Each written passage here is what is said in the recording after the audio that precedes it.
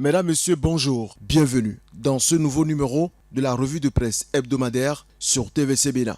L'effervescence autour des élections générales de 2026 ne cesse de croître. Alors que les acteurs politiques affûtent leur stratégie, le matinal placarde à sa une l'inévitable débâcle de l'opposition, évoquant notamment un récent tête-à-tête entre Joseph Diogbenou et Adrien Houmbédji. Ce rapprochement augure-t-il d'une décrispation des tensions au sein de l'UPR? Opinion plurielle s'inquiète de la disparition progressive des éclats du baobab politique. Le flou persiste quant à l'objectif réel de la visite de Diogbenou chez Houmbédji. Est-ce un acte pour son parti ou un premier pas vers une candidature personnelle? La Nouvelle Tribune pose la question. Diogbenou chez Houmbédji, pour le compte du parti ou pour le compte du potentiel candidat Diogbenou? Le Témoin Actu n'est pas non plus resté en marge de cette actualité. Élection générale de 2026 vers des scrutins ouverts, mais sans concession. Le journal rapporte que Wilfried Léon Houmbédji, porte-parole du gouvernement, éveille les partis politiques. Dans un appel à la spiritualité, les 4 vérités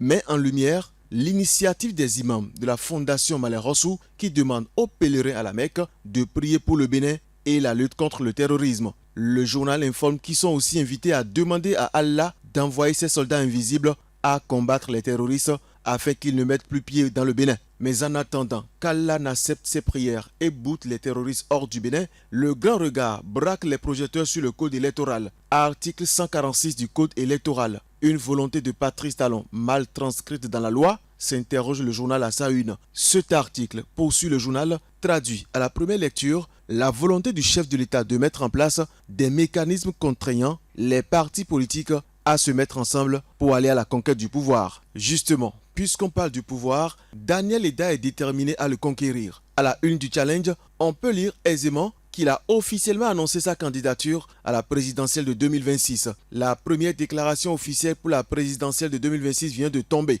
Daniel Eda entre dans la course.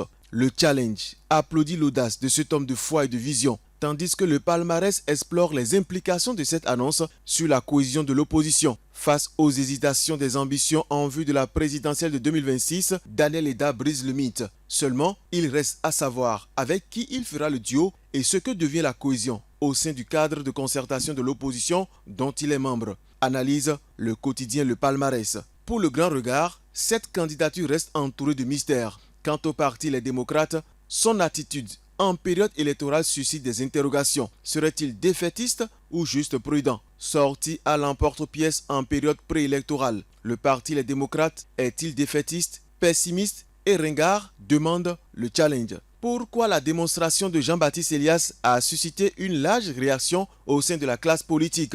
Une autre interrogation à retrouver à la une du quotidien Le Télégramme à propos de la sortie de cet acteur de la société civile sur le code électoral. Pendant ce temps, l'Afrique se réjouit d'une élection de taille. Sidi Ould Tah devient président de la Banque africaine de développement. Cette élection largement soutenue par le Bénin est relayée par le grand jury, tandis que Matin Libre rapporte les félicitations du ministre béninois de l'économie et des finances. Le Bénin est fier d'avoir fait le pari juste, écrit le journal qui rapporte les propos du ministre Romuald Wadayi. En parallèle, les investissements internationaux continuent d'affluer au Bénin. Décryptage Info annonce la visite stratégique du gouverneur de la Japan Bank for International Cooperation à Cotonou. Un déplacement qui confirme, selon le Béninois libéré, le pouvoir d'attraction du Bénin sur les investisseurs étrangers. Parlons à présent éducation. Avec les examens de fin d'année, le Chasseur Info confirme que 271 890 candidats sont attendus dès lundi prochain pour le certificat d'études primaires édition 2025.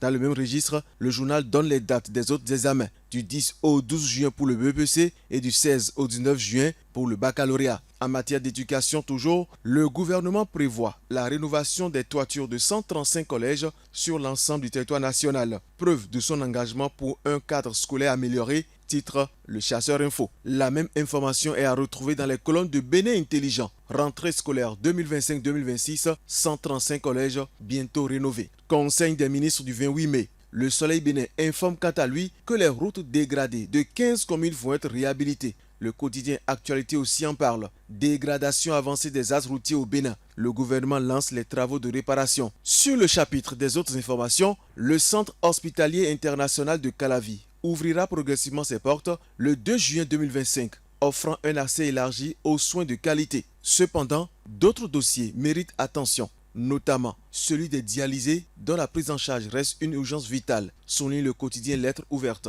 Marché de gros d'Akasato, 92% du taux de réalisation. Les ministres conseillers constatent l'évolution du chantier. L'information est à retrouver à la une du journal Le Matinal. Dans son article, le journaliste Sergino Locosu du Matinal informe par ailleurs que l'infrastructure sera ouverte aux populations le 31 décembre 2025 selon l'annonce faite par Alimantou Chadia Assouman, ministre de l'Industrie et du Commerce en mars dernier. Gouvernance au sommet de l'État. Quel bilan pour le leasing? L'interrogation fait la une de la Nouvelle Tribune qui fait référence à une réforme initiée par le chef de l'État depuis 2017. Au chapitre des faits divers, dans une affaire troublante, le potentiel nous informe qu'un officier supérieur de l'armée a été victime d'un vol familial, ses proches ayant dérobé des millions de francs CFA. Plus alarmant encore, la montée de la violence inquiète le Matinal qui titre « Plus de 1500 cas de viol ont été recensés au Bénin au premier trimestre 2025 ». Une situation critique qui interpelle la société et les autorités. Pour conclure sur une note spirituelle, la communauté musulmane s'apprête à célébrer la Tabaski le vendredi 6 juin prochain. Une fête religieuse marquée par des prières et des rassemblements familiaux, nous rapporte Lettres ouvertes. Et ce sera tout pour cette revue hebdomadaire sur TVC Bénin.